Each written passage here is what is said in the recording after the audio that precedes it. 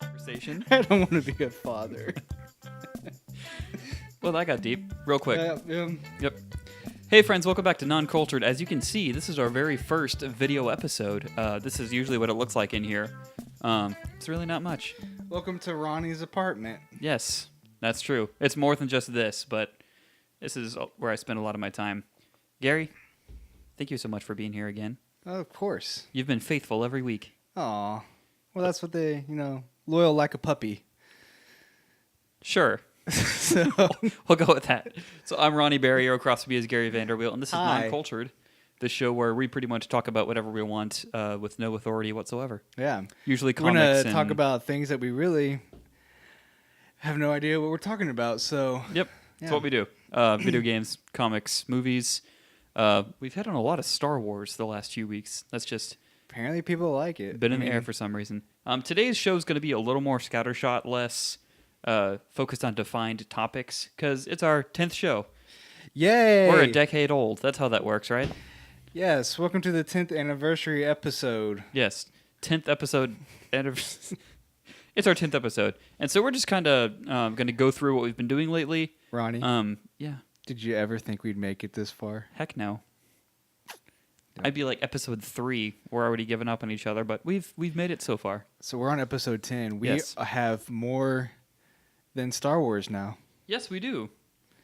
We're on our fourth trilogy. Eat it, Star Wars. What are you talking about? I don't know. Yeah, me neither. So today, actually, a fun way to kick this off. I've been interested in board games a lot more lately.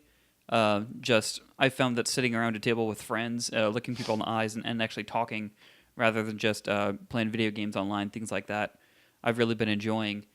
So we went and searched for a few new board games today, and we ended up in a store called Order 66 Toys, which, unbeknownst to us, was just completely Star Wars memorabilia. We thought it would be much broader than that, but man, they had some Star Wars stuff. Oh, yeah. If I was a rich person, I would have had a lot of fun in there, but, I'm not. Instead, you bought a $12 Luke figurine, which is Yeah. still cool. But it was one of the, older Black Series, which are kind of the higher end action figures. Yeah. I was looking for one of Luke in the throne room with his all black. And just a little bit of white with peeking a little through. bit of white because That you talk about every single episode. because it's my favorite scene in I know. anything ever. Yeah, I understand. Instead, I got Luke on Bespin. So Yeah. he has his Bespin outfit with his lightsaber and a pistol. Both cool looks. I saw some Darth Maul statuettes, some Praetorian guards, and a Darth Malak bust that I really wanted from Knights of the Old Republic that doesn't really show up in any of the canon stuff anymore. But it was about a waist-up bust of Darth Malak, a really highly detailed, I think it was ceramic. I was like, this looks awesome. I'm kind of thinking about buying this. $550. Yeah. So, yeah, couldn't really do that. They also had a Must have been Harrison made out Ford. of gold. Yeah, it's pretty heavy. They had Harrison Ford signed original Han Solo action figure for $7.99. $7.99. That's correct. So it's a really cool place right now. If you want to stop by, if you're in the area, it's right by Boondoggles in Seabrook, Texas, around that area. Yep. And they're donating a toy for every action figure someone buys. They're donating another one to families affected by Hurricane Harvey. So just a cool way to get some toys to some kids who may be So it's right there on the dock. Just pull up in your boat and jump on in. Yeah, they have a Facebook page as well. I can link to the description in this YouTube video. What they had that I really wanted, there's two things, both equally awesome.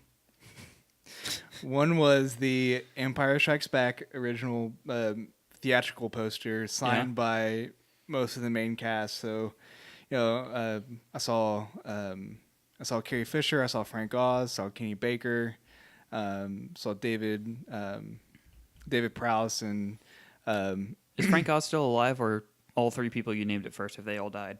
Frank Oz still alive. Kenny Baker's still alive. Kenny Baker? I thought I think so. who was in R2 that died recently? Oh, was it Kenny? Did Kenny Baker? I thought die? Kenny Baker died. Oh man, Gary, that's you talked sad. about not paying attention to me. I'm going to tune you out for a second when I Okay. look up if Kenny Baker died. But or yeah, not. and the second most awesome thing that I really wanted, It's a life-size Watto. Just gonna get that and hang it in my house. And Oh, I saw that. my I wanted wife that so would, bad. My wife would freak out and hate it, and it would not go over well. Kenny Baker died August 13th, 2016. Oh, Yeah, it's a bummer. They're that is they're sad. dropping fast, man. Yeah. 77 is the original Star Wars. So we just got past the 40th anniversary. Is that Yeah. correct? Star Wars is 40 years old. Mhm. That's crazy.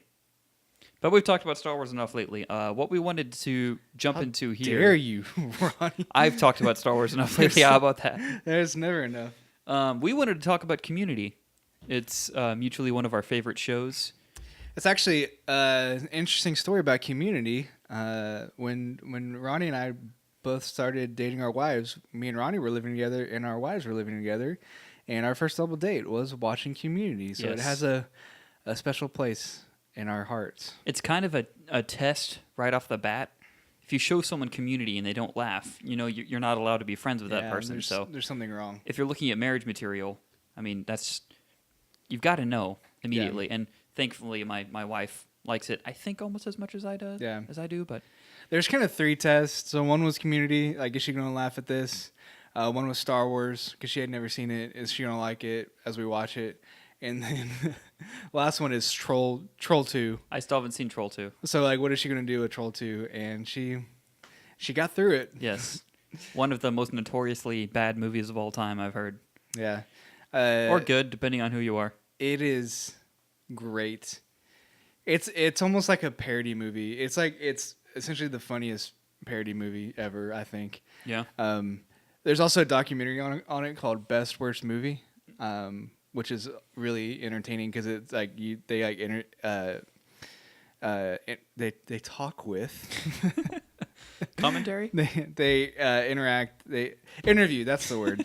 they interview some of the actors and stuff, and they say, like, like, how did you respond to the film, or like what has your reception been? And it's kind of interesting. Yeah. It's sad for some of them, but others are completely fine. You talk about documentaries on horrible movies. Have you ever seen The Room?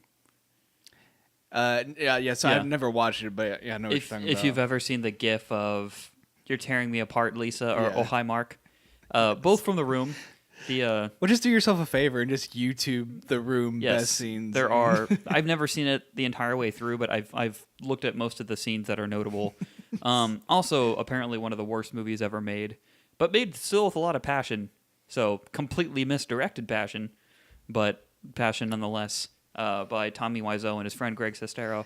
James Franco is writing, directing, and starring in like a biopic of how they made that movie and got the full-on makeup prosthetics to look like Tommy Wiseau because he's a weird-looking dude, and got his brother Dave Franco to play Greg Sestero, and they go through the whole process of how that movie was actually made. And from what I've heard, the documentary of how this horrible movie was made is actually a fantastic movie, because which is weird. But they've talked about, of course they got the guy's great passion in making it, and they don't.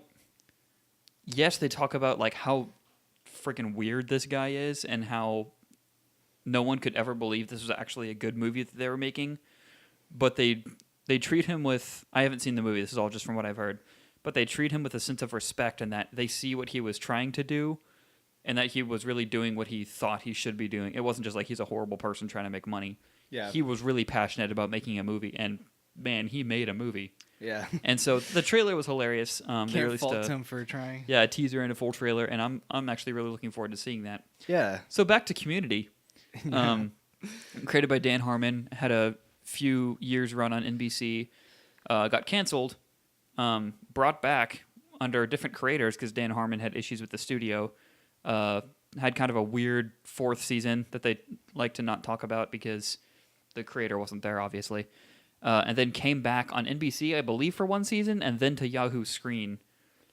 And so just in terms of how a show was aired, I can't think of anything that was more cut up other than Firefly, in terms of how it was, pouring out for Firefly, in terms of how difficult the show was to watch. But it's I know we bring up Arrested Development every episode, but that's kind of just the callback at this point.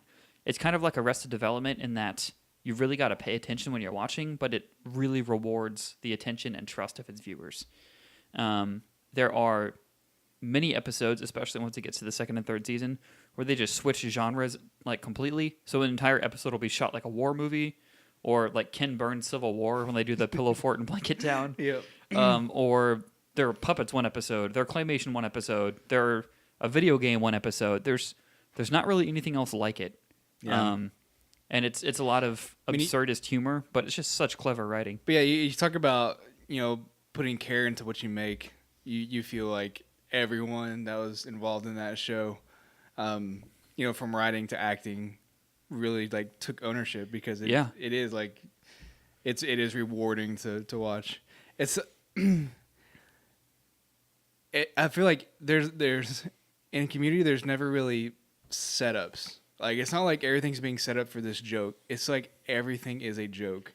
Right. And so, like, any moment there could just be this one liner that comes out of nowhere and, like, it just catches you off guard. Right. And that's what's funny. It's like, of course, there's a plot and story to every episode. It's a very meta show, but it's not just breaking the fourth wall for the sake of breaking the fourth wall, because this is what I love so much about the show. They make it a character trait of Abed. Right. The guy in the show who is a little bit off socially, but loves films and TV and sees life as if he's on a TV show, and he's on a TV show. And so the entire thing is so self-referential. And at a certain point, we're going to get, it's the perfect show. Circular. It's the perfect show for Ronny. I project on Abed so much. Yeah. But, and I don't want to, explain the joke of the conceit of the show, because at a certain point, you're just not talking about the show anymore. But also, like, I even feel like with Abed, though, like, it's almost believable, because there's moments like when I was in college where you would think, like, oh man, this situation's kind of like something you would see on a show. And like Abed actually says that at one point. He's like, man, this is just like a scene in a TV show, except no one would say that it's like a scene in a TV show. There, I ruined it. Like, there, I ruined it. It's gone. Yeah. And I mean, yeah, he'll, like, during their weird it might have been fourth or fifth season, he just turns to the camera and says, and then a meteor destroyed everyone. And that's canon. Like, because they didn't know if they were going to get canceled or not. So it's like, if you don't see us anymore, that's what happened. Yeah. So, I mean, there's episodes where he's filming a movie inside of a show where he thinks it's inside of a show that's all in his head.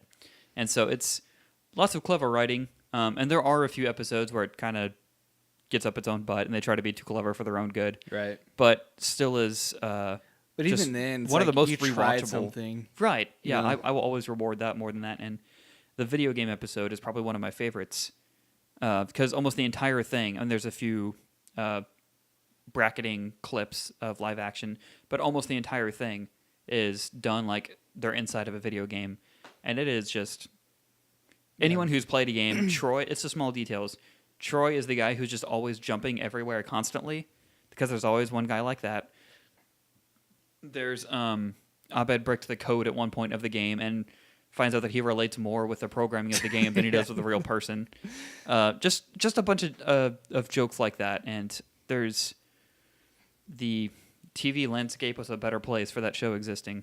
Yeah. So, and there are great character moments too, like the claymation episode. Won't ruin it or give it away, but it's a great character development. Like, it's even like it's a ridiculous situation, but that's me and Ronny were talking about this earlier in the day.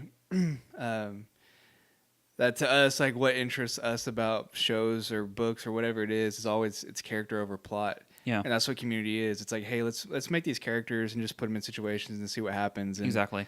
It's always the plots funny. are. It's always good. The plots are just, I mean, you could, at a certain point, you could say this about any show, but it's very true of Community, in that the plots and the conceits of each episode are chances to explore what the characters are, who they are. And so I really appreciate it for that. There's a bunch of casting changes as well over the course of it. Troy, one of the best characters, played by Donald Glover / Childish Gambino, however you wish to know him, by his rap name or whatever, leaves the show, I think, after the fourth or fifth season. Chevy Chase leaves the show, which at some points I was kind of okay with.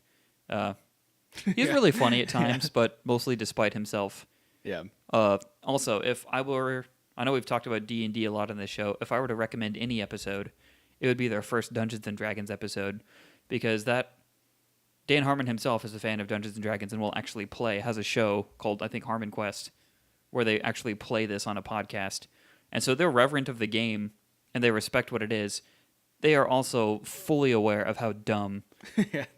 Dungeons and Dragons can be, Yeah. but how you can make a whole lot of fun out of that, and also how people can escape to something like that. They have a character in the show who that's so important to him, and they want to play with him to make him feel better, and it leads to some dark character moments in that show. Yeah. And so I really appreciate that episode 4. It's another weird conceit episode where they're playing D&D the whole time.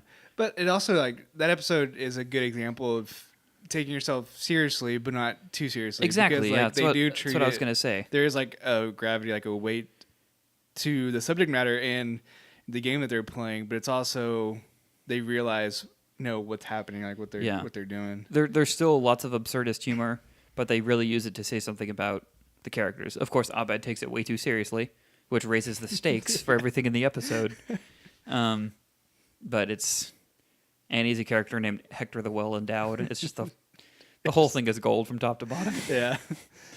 So we don't want to spoil anything else because we really think everyone should watch this show. Yeah. Community is honestly, I feel, one of the modern classics of TV, and was very, very special. Yeah, I love it. Me and my wife were watching it, and we got like all the way through, and I just restarted it automatically. Yeah, so. it's one of the most rewatchable Thank you, shows. Hulu. It took me 3 times watching it to hear Troy yell in the middle of a room when people weren't even in the room. You just heard him like over the rest of the microphones. You just hear, "I am the Barack Obama of this room," like behind the window. It's like, I've never heard that before, and I've watched this 3 or 4 times. Yeah, just a lot of stuff that will fly under the radar really fast because Exactly. you're laughing at a joke, and there were already 2 jokes down the line. Yeah.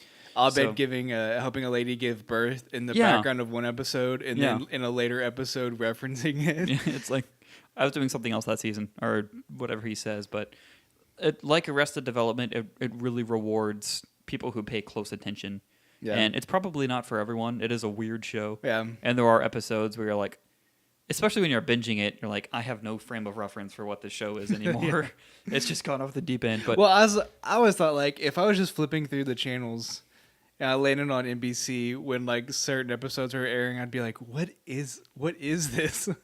there was an episode What is this called, like fake Ken Burns documentary about this community college? There's an episode called Remedial Chaos Theory that actually won a Creative Yeah. Arts Emmy, where they do the same like sequence of events like 6 times based on when Jeff, the main character, rolls a die, and whatever number it lands on, like different things happen. So I mean, it's weird, and that creates alternate timelines in the show. Yeah. At one point, Abed thinks they're on a darker timeline and Yep. kind of snaps. It gets weird. The darkest timeline. The darkest timeline. He has a beard, but definitely worth watching. So I think that What is that saying about beards? they're awesome. We both got him. Gary, Fuzzy Beard Vanderweel. Like, this could be some of the first time some of these people see us. So. That's true. I'm so sorry. This is what we look like. I don't know if like like sometimes you hear someone's voice and then you see them and you're like, that's That guy looks yeah. way sexier than I would have imagined just Yeah, hearing 'cause his he's got voice. a weird, stupid voice. But Talking about me, of course. yeah, Yeah. but look at that beard. Look at that. We'll be back with our next segment in just a second. Thank you, guys.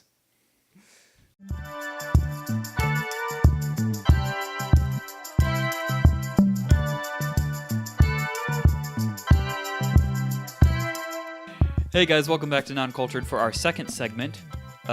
Before Gary reads off some terribly bad board game names, which actually might be some morbid fun to play, I wanted to talk about something that apparently is some morbid fun to watch.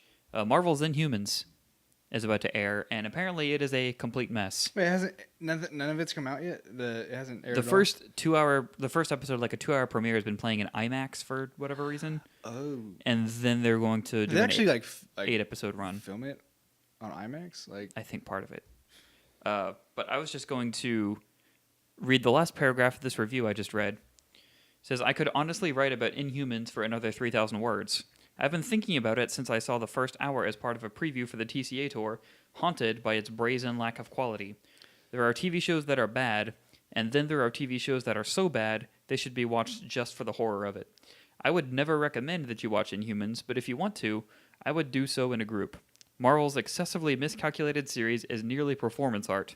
It's theater of the absurd.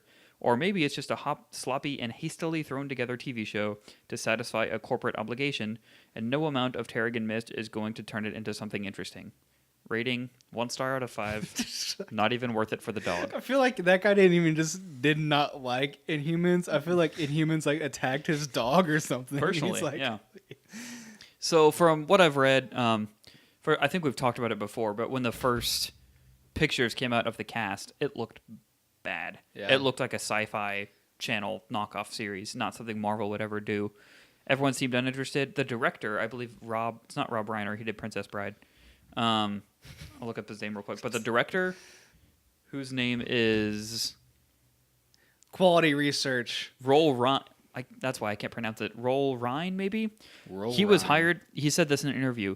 He was hired because Marvel wanted Inhumans production to be fast and cheap. There's just there's no excuse for that. Yeah. Like, it's Marvel. It's Disney essentially. You right. know, is the parent company. Like, there's plenty of money. There's plenty of time. Just do it right. Yeah. Especially because, to me, just thinking thematically, like in the Marvel Cinematic Universe, one of the ways to keep your stories progressing is having many superpowered characters, both good and bad. And typically in the Marvel universe, there's mutants, or people who get superpowers by whatever means. But there's a good percentage of mutants that are you can use as characters, but they don't have mutants in the MCU. And so the response to that would be okay, instead of mutants, we can have Inhumans who are not mutants. Technically, they're mutates. They're like mutated. Yeah, by the Terrigan Mist, right? Which also ties into Agents of S.H.I.E.L.D., which is also on ABC. Right. But yeah, man, this is depressing. And that's your chance to have essentially mutants again in the universe. And, yeah, you bash. And I'm not an Inhumans fan. Like, I never really paid much attention. And, I think that's the sad thing is that I am. Really? I've read. I think Black Bolt's a cool character. Black Bolt is a very cool character. I don't think, from what I've read of it, I mean, the show's called NonCultured because we have no idea what we're talking about. I'm not an Inhumans expert. From what I've read of it, I really enjoy it. So all you, actually, out there. The main character, Black Bolt, can't speak because his voice is so incredibly powerful. He could literally level a planet by saying a normal person's sentence. And there are variations of his power. Some say, he'll whisper and destroy a city. Some people say he'll scream and destroy the universe. It depends on what writer you're coming from. But from top to bottom, this show seems to be a miscalculation because, first of all, your main character doesn't speak.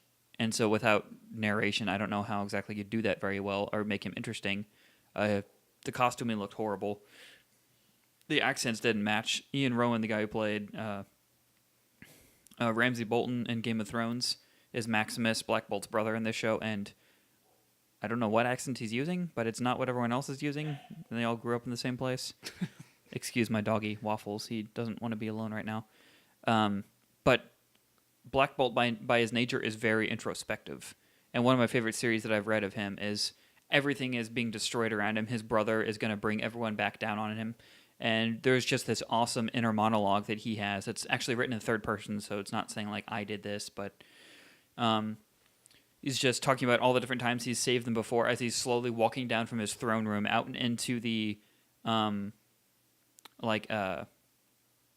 into the courtyard of their castle as everything is being destroyed around them, and just, says one word and then fixes everything and then walks back to his throne room and just in his head is one of these days they're going to trust me. Wow. It's just a really cool character moment that all this chaos and everything is building towards this guy being completely in control. And the first, the first ad I saw for the Inhumans TV show was a car barreling down at Black Bolt, and he screams and knocks it out of the way. I'm like, yeah, you just destroyed Los Angeles. Yeah. And so So they just kind of made him a more powerful Black Canary. Yeah, that's what it looks like. I haven't seen the show, but from everything I've heard about it, I kind of didn't want to support it because it seems lazy and hastily thrown together. It's depressing, and I can't remember specifics. I'm sure I got part of that story wrong, but those were that's the implications that I took from it, and I made me really like Black Bolt as a character, which is why when they first said it was going to be a movie and Black Bolt was going to be played by Vin Diesel, I said heck no and flipped the nearest table next to me. I didn't actually flip the table. You just walked over to a table and you were like, no. Yeah. And so, well, actually, him not speaking might work, but he doesn't look like Black Bolt. Vin Diesel has made an incredible career out of doing like short, simple, speaking parts like Groot. I live my life a quarter mile at a time. He has he has 3 words to say, I guess 4 words to say as Groot. I am Groot, or we are Groot. Spoiler. And then also, Iron Giant. Like, he didn't say much in Iron Giant. I still haven't seen Iron Giant. Oh my gosh. I know, this is the thing. Oh my gosh. I know it's fantastic. My wife wants me to really watch it. I want to watch it. I feel like I have to be in the right mindset. 'Cause I know it's incredibly sad, and I really want to respect it. And every time we scroll past it, I'm like, I'm not ready for that right now. Okay. Well, we won't talk about it until you see it, because you just need to see it. So okay. Appreciate that. Yeah, for sure. So yeah, Marvel's Inhumans, originally a movie, now an ABC series. I'm assuming getting canceled real fast. Sadly. But yeah, it's because you didn't that's 2 kind of flops back to back for Marvel shows, because Iron Fist was not good. a lot of people didn't like Defenders either. Oh really? Yeah. So we just started Defenders, and I think where they went wrong with it is I heard Iron Fist is like one of the main characters centered around Iron Fist. Yeah. Well, it's not. It's like it's just you're gonna have to land like there's going to have to be a driving character, and it's Iron Fist is the driving character out of the that's what I heard. It's kind of collective cast. I said he's one of the main characters. Of course, he's one of the main characters. He's one of the Defenders. I heard that it was kind of through his eyes. Also, because this show is about going on random tangents, and we are never going to talk about board games. One of my favorite anecdotes about the first Avengers movie. I think it was I'm getting them all mixed up now. I think it was the first Avengers movie. It was all supposed to be. There was an extra like 30 minutes of content. It was supposed to be through the viewpoint of Captain America. Oh, really? And so, when you first introduce him in the movie, Nick Fury's coming up and he's punching the bag really angrily, and, it flies off and slams against the wall. Apparently, there was another half hour of content of him, like, going out in the world, man out of time, and being super disillusioned with how society is now. But Joss Whedon said, we shot all that stuff. It was good stuff. When Nick Fury walks in and you see him hitting the bag the way he is, that tells you everything you need to know about where that character is at that moment. I was like, I respect the crap out of that. Like, we shot so much stuff for this. And the movie still really worked because you could see what his character was going through at that point. So, and you can kind of see some leftover vestiges of that at the end of the movie. He really, takes command, and it looks like it's his movie from that point out. He's telling everyone what to do. Hulk, smash. That kind of thing. Yeah. But the whole movie was supposed to be from his viewpoint. I'd like to see that. I don't know if they ever released the footage anywhere, but I thought that was just a really cool anecdote from that. So, you looked up... I need to stop hitting this. I'm sorry. We don't have shock mounts on our microphones. We try not to shake the table. We found some horrible sounding board games. You were going to read these out. Is this another game where like you read them and I have to decide if they're real or not? Or are these all actually horrible? These are all real to some degrees. Like some of them are like a joke, like what do you call that? Like a sham gift or something, just like for shock value. I'm not going to read all these because some of them are like really, really offensive. Like, push the line. So one of the first ones here is it's called "What Shall I Be?" The exciting game of career girls. So I guess when girls first started kind of entering the workforce, this was a game to kind of, as you know, decide. That's the way they phrase it. What shall I be? Yes. As all young girls ponder. Yes. It came out in 1966, so that kind of tells you where everything was at the time.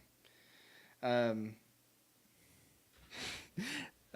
1989, we were introduced to a board game called Mall Madness. Mall Madness? Yeah. I've played Marble Madness. I've never played Mall Madness. Where kids learn how to not be responsible with their money, which is great. I feel like a corporation probably designed that game. Yeah. come to the mall, Just a and get guess. mall madness, and Yeah. then learn how to shop at the mall, and then come back. Complimentary Robin That's Sparkles genius. VHS tape comes with it. A what?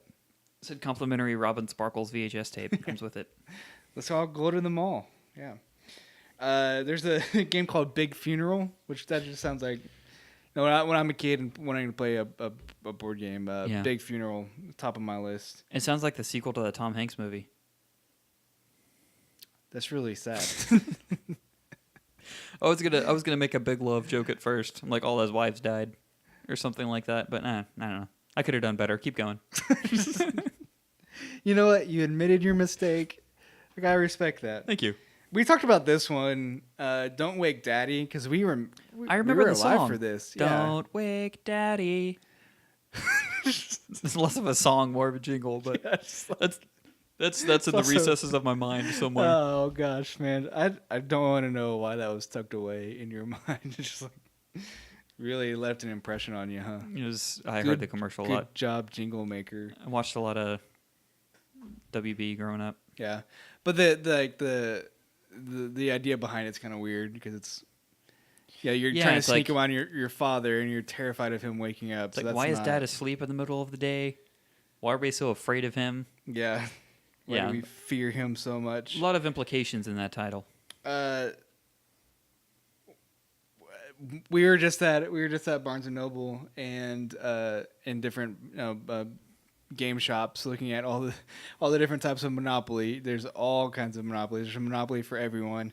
And in 1983, there was a Monopoly released specifically for homosexuals. So gay Monopoly. Gay Monopoly. Yeah, that's that's the title of it. Yeah, I'm sure that wasn't like stereotypical or No pandering whatsoever. yeah, offensive at all. Yeah. When I was a kid, or when I'm a parent and I have a kid, I really want to teach them about how society works. I really want to teach them about capital punishment, but I don't want to be the one to do it. So luckily, there's a board game called Capital Punishment. I can only assume that you don't want to lose that one. What is the age range on capital punishment? I don't know. Is this like ages 3 to 15 or? I don't know. I mean, because of course it's grown with the times, and there's a lot of games that are specifically aimed at adults now, like Cards Against Humanity, or Right. Yeah. I can't remember the other one we saw today, the Wizard Battle game that was like, hey, this is 18 and up only, that kind of thing. But yeah, some games I don't believe were intended specifically for adults. Yeah, and I weren't wonder exactly if appropriate. these are like forerunner to those party games. Like there's a lot of card games that are like the party games. Yeah. Well, it's all steeped in irony now, but it could have come out of, hey, that game is inappropriate. Let's really steer into that. Yeah. In 2003, we got the Suicide Bomber card game. Oh, dear heavens. Yeah, that's not great. No, And so this one, I want you to guess the year that this was released. I don't want to. Okay. What is it? It was called Life as a Black Man. Okay. That sounds pretty like offensive. But This could be smack dab in the middle of like the Jim Crow law era, or very recent. I don't feel like it's anywhere in between. I'm going to guess very recent. 1999, which is like a lot more recent than I thought the same thing. Like surely that has to be an old game, but no. 1999, Life as a Black Man. Is it like an ironic game, or it's terrible. Like the subtitle underneath it, like the hook is "Experience the Black Man's Pursuit of Freedom." Like, man, is this like the Game of Life but the black version, or what are they going for with this? I really don't know. Because it's not like they say it's about pursuing freedom, but it's not like it's set in 1999. So I guess it's maybe like Life, but just the highly offensive, like I don't know. Like if you're racist steering version. into like we know how offensive this is kind of thing, I could see that working. But title comes off as rather tone deaf. Yeah, the thing is like, is this like supposed to be like ironic or shock value or not? Yeah. But okay. Also, another fun. I don't know if we talked about this last week. We gotta take notes when we do the show. The new South Park game. Did I tell you about this? It's called Fractured The Butthole? Fractured Butthole. Did I tell you about the difficulty levels in the game? Oh yes. Yeah. When you turn the difficulty slider up from easy to hard, you're your character's skin gets darker, and so actually, I've got to give him that was really funny. That's very South Park of them. Yes, it is. Nailed it. Cards Against Humanity is on this list. But, of course. Everyone knows about Cards Against Humanity and what that is. There's a board game called Adultery. I guess the goal is you're trying to sleep with someone who's not your spouse. Is this like one of the real life games where? Never mind. I don't want to go there. Let's cut that off right there. Yeah. I was going to suggest that the next time we had a double date. But, oh yeah. Maybe that's not so okay. There's a game called Rude Gestures, which I can only guess what that's about. Rude Gestures. Okay, and then there's a bunch of just racist games. Like, this is really just terrible. Like, Beat the Border and Blacks and Whites. Like, it's hard to imagine that there's a time when people were like, yeah, that's good. We should make this. Yeah. I'm always fascinated by, like, terrible things. Like... That's why we do this podcast. Yeah, exactly. It's like, no one stopped anywhere along the way and was like, this is bad. We shouldn't do this. Like, especially if it's like a board game, like one person can make and release a board game. Right. But for like movies or shows or stuff, it's like there's a whole team of people that worked on this and no one was like, this is bad. Yeah. Like no one turned around and thought, the Inhumans, no one was like, this is bad. Yeah. Oh, you've got to know most of the actors in the middle of that thought, you know what, this is really bad. Yeah. There was an interview that I think Bruce Willis did where he said not to go see a movie. Like, he said it was going to be bad. Do you remember what movie? I don't. Thanks for the It might have been Red 2. story, Gary. It might have been Red 2. Oh, really? I can see that. My dad really likes those movies. I've never seen them. Yeah, my parents do too. Maybe it's an age thing. It's an old person thing. All right, well, thank you guys for ruminating with us on bad board game topics. And what was the first thing? Inhumans. Yeah, that. Bad TV shows, apparently. We're going to take another quick break and then be back with our final segment. See you in a sec.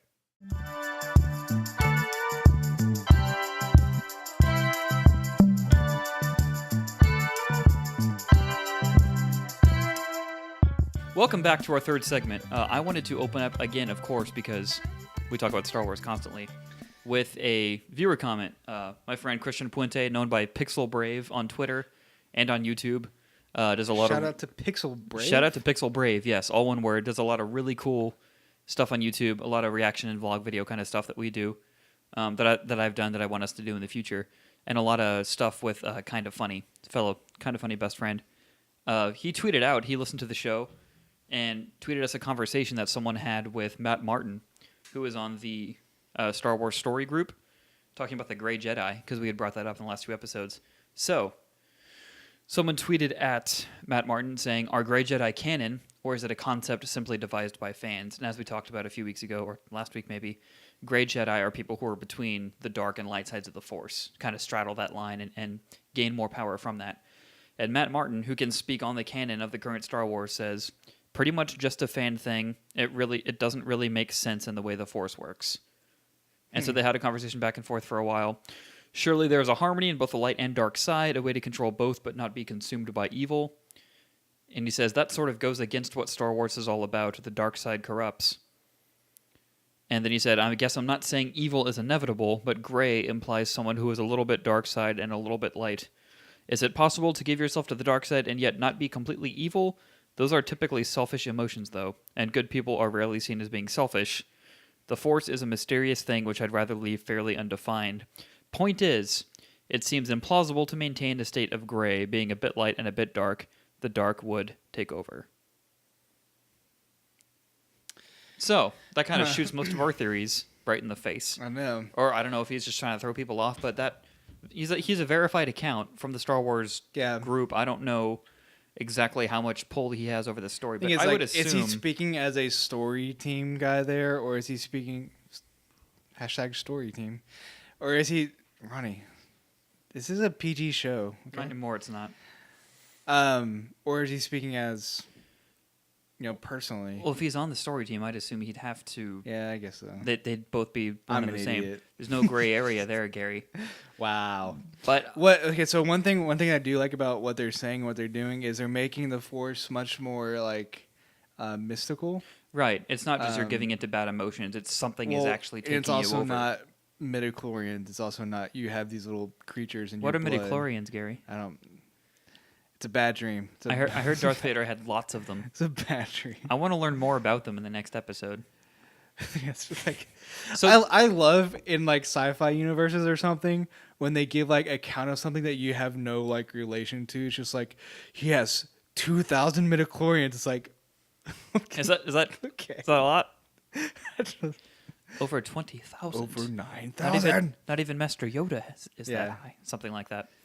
That was my best Ewan McGregor accent. I just watched Moulin Rouge. My head's in a weird place. I think this kind of debunks our theories about Episode 8. Yeah. Because we really talked about, we thought Luke would be advocating more for the. So is this just going to be Luke's pity party then? Is he saying that the Jedi shouldn't exist because I couldn't protect them, or what direction are they taking this in if there's no gray Jedi? I hope then what Luke is talking about is that the Jedi Order as it was and as the Jedi that he encountered has to end. Yeah. Because Yoda has a very long arc over all the Star Wars stories so far, all the way from 1 to 5.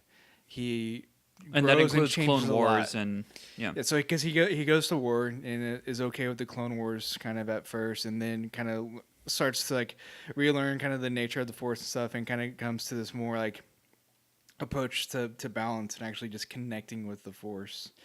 And so like one of the things that I think the prequels actually does help Star Wars fans understand is the issues with the Jedi themselves. Yeah. Because they are not like painted with rose-colored. Yeah, and Vader's not always Anakin's not always wrong in like the issues that he had with the Jedi Order and some of the things that they like restricted and stuff. Yeah. Like why would you restrict love? You know, like when that's a good love is overall a good. Like, yes, it can venture into jealousy and possession, but, you know, it's not... Yeah. Love is not a bad thing. And is there nothing to be said of righteous anger? I mean, I think that's important. If someone's being evil, I think anger is necessary to be, unleashed at that person. So, I don't know. I feel like they're shooting themselves in the foot story-wise by not allowing that. If it to be like... You're all good, and if a little bit of darkness creeps in, you're all dark. I don't like that. Yeah, that doesn't leave room for good characters. Yeah, I don't like the all or nothing. But what I'm getting at is I hope that Luke then is like, okay, the Jedi Order as it was needs to be ended. Yeah, because I think they are doing a lot more with like the ancient Jedi ideas. Yeah. So like in Rogue One. They're on an ancient Jedi temple ground, and they make reference to the Wills are protecting this temple and stuff, and so it's kind of like this like older, more like spiritual thing. And Donnie Yen's character isn't a Jedi, but no. Also, I think it was Max Landis. Was listening to him talk about it. He's the guy who wrote American Alien that I bring up every episode. He talked about.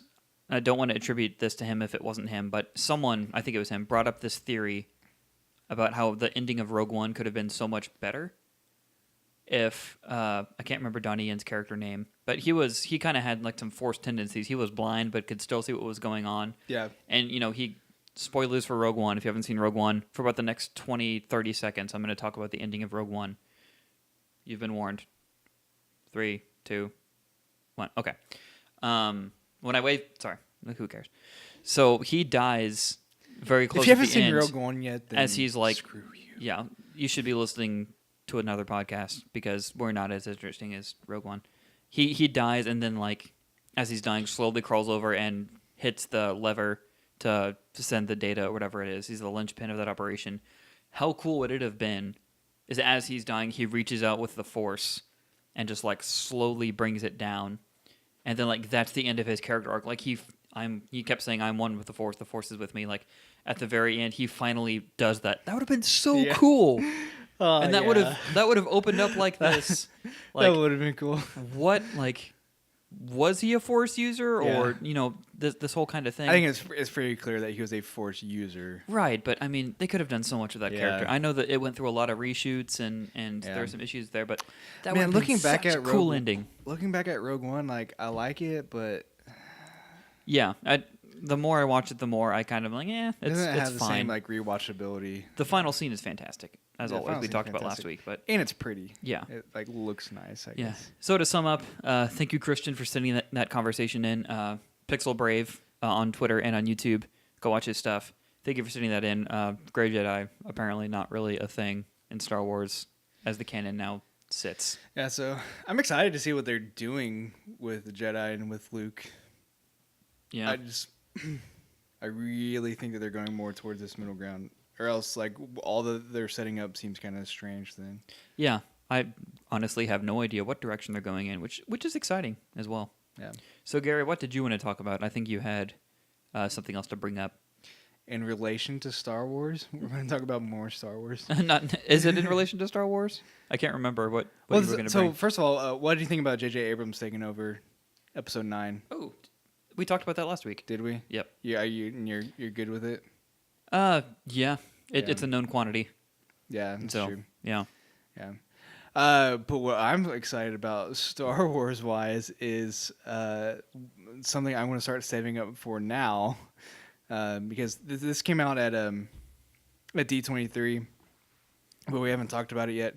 And that's the fact that to accompany the new Star Wars land that they're making at Disney World, which first of all is awesome. Like I think that land, yes. that land's We talked gonna about this. Yeah, that land's gonna be great because they're making it like a new planet, kind of to experience, kind of like a spaceport. It's gonna be like a Mos Eisley type of thing, which will be that's a great idea because you're using the universe well, essentially. I think if you do something like that.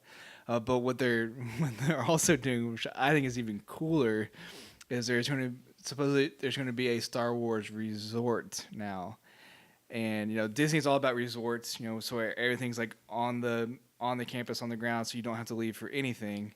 But this resort's going to be different in that it's a completely immersive experience. And when they say immersive, they mean like when you check in, you are given clothes and you're given a character. And you're living out that character. That's awesome. And so like you're actually like entering into this story, which really like first of all like Disney World, they're the masters of this, of like saying like you're in the story, Yeah, like, immersing you. You're part of the movie. Yeah, it's like everyone that works in the parks are cast members. They're not employees, they're not workers. I want to play Gaston. Yeah, and like at the front they roll out the red carpet for you, like you're entering the movie. So this is really like an extension of that. Like I feel like it's destiny or it's fate, like to be the first to kind of make this kind of resort. It's kind of like Westworld, but only way less creepy. No sex robots and murder and whatever. From what we know, no sex robots and murder. So probably not. Yeah. But like even like all there's not going to be windows. It's the windows are looking out and it's like an LED screen essentially, and like looking out into space and stuff. Yeah. Which is really cool. So all the concept art that they've released, it really looks like you're on, a Star Wars ship and you're entering it. It makes me think of KOTOR. You're like on a Knights of the Old Republic. Sorry, for you normies out there. Normies. You're on the ship and you're going to be interacting with people and stuff like. Yeah, that's cool. I kind of want to go early on too, when it is like the true Star Wars nerds, the will actuallys, because like they will be really into it. Drink every time you get corrected. Yeah, I don't want to die. Break character again. I think that'd be a lot of fun. You and I and Kara and Sarah were thinking about going on another couples trip. Yeah, so I think that would be a lot of fun. So we did Harry Potter World for the girls. We'll do Star Wars Land for us. The Harry Potter World for me too. I mean, it was awesome. Yeah, it's great. Second time I've been there. I recommend it. Yeah. So we talked about. It's like they're like Harry Potter World like set the standard for that, because it was like if you ever been to Harry Potter World, it is immersive. Like you get into Diagon Alley. They have a dragon breathing fire. And yeah, you kind of there's a lot of little details. Like it really feels like you're there. So like like our wives are. They were really into the Harry Potter books, so they really get the world, and they're like, yeah. Really, your wife has a Harry Potter tattoo. Yeah, my wife has a Harry Potter tattoo. Yeah. Your wife has a Lord of the Rings tattoo. Yeah, she does. Yeah. But I think like that kind of set the standard for immersion into a universe at a theme park, and this one could could jump that. Yeah. Like Disney always wants to be the most immersive. They want to be the top. They want to Apparently, be the best. the Avatar theme park at Universal is incredible too. Yeah, I'd really like to visit there. But both places I want to go. Also, Tokyo Disney. We get park hoppers and park hopping tickets when we get there. And Cedar Point, Ohio, which apparently has all the records for fastest speed, highest drop, things like that in the U.S. So that's also a place I want to go. Theme parks all around. I love theme parks. Let's start a theme park podcast too. Dude, we could barely handle this one. Our segments are all over the place. No one knows what the show's about. We're learning as we go. We're the Seinfeld podcast. The Seinfeld show about nothing. All right, so we covered Community. We covered board games. We covered Marvel's Inhumans. We covered theme parks. Star Wars again, we went on of an course. Adventure. We learned a lot about ourselves. A lot. There was one last thing I wanted to mention because it's kind of an intersection of both of our worlds. I live much more in the, I think, fantasy role-playing game world. You live more in the comic world. And we both intersect at various points, but as you can see, I still do love comics. All over here. Also, Dark Souls. This is a really cool thing right here. Critical Role, who I've brought up many a time as the D&D show done by professional voice actors on Twitch, they've actually released their own comic. It's called Vox Machina, which is the name of their group. It's called Vox Machina Origins, and it shows how all the characters met before the show actually started. And they said they plan to, if it's a success and it keeps going, once they hit to where the show starts, they're going to start adapting the actual show in comic form. So if they get there, I'd really like to get to the point where we kind of compare notes, where you're reading the comic as I've been watching the show, and then we see kind of how it like what our ideas are, and that really makes me excited because I am a huge nerd, and so are you, and I think that's something fun we could share together. But it's done by Dark Horse, which is a very well-known comics brand. It's not Marvel or DC, but other than Image, they're about the next best thing. So I don't want to say next best. That's not a talk on quality. That's just that's preference. It's to voice like their level of standard in the comic industry. Yeah, it's not going to be trash. I'm going to try to read that this week, and I can get reports back on that next week. But really, your homework. Got a book report. Really, what I wanted to close today's episode out with is, as you guys have clearly been able to observe both today and other days, we don't have that much of a structure for the show yet. When we first started it, we thought about calling it Barrier to Entry because we were going to talk about something that we knew that the other person didn't, and then just kind of try to explain to them why they should care about this thing, which kind of we do at the same time. But that's not really what the conceit of our show has been. It's just been what we want to talk about. So we do want to make this thing more structured. Right now, we're kind of jumping all over the place. And so we would really like your feedback, your opinions. And so if you want to reach us, we are at NonCultured Pod. I believe that's correct. On Twitter. Or at Ronny_Barrier, RONNY_Barrier. And at Vanderwheels is Gary's, VANDERWHEELS. Is that correct? So you can reach us there on Twitter. You can email me at ronny.barry@gmail.com. And also, this is the first episode that will be on YouTube at youtube.com/RonnyBarrier. So yes, you can see us now. So you can find us in a bunch of different places, leave YouTube comments. Also, we are now on SoundCloud and iTunes. And so if you happen to listen to us on iTunes, or even if you don't, if you could go in there, write a review. I know everyone in the podcast asked this, but I just now realized how important it was. Write a review, tell your friend, things like that. The only way we can start to get noticed and start picking up steam is if people start writing reviews. That's very important to the iTunes ecosystem. So however you watch the show, please thumbs up it or review it or whatever it is there. Leave comments, share it with your friends. You have permission to judge us. Yeah, we I promise you, no one will judge us more than we judge ourselves. So go ahead and share us with your friends, and he totally does. And we would love to hear your feedback. We want to know where to take this thing, and it's gonna grow along as we do. So we're figuring this thing out as we go. Yeah, it's been a lot of fun, and here's to another 10 shows. We've hit a huge milestone. Yeah, let's hit the next one. I just got a Netflix update.